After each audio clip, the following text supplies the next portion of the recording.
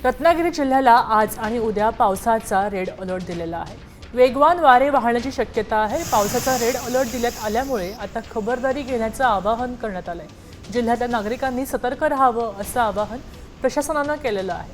15 आणि 16 जूनला orange alert दिलेला आहे। याचा आढावा घेतलाय आमचे प्रतिनिधी अमोल कले यांनी रत्नागिरीमधून।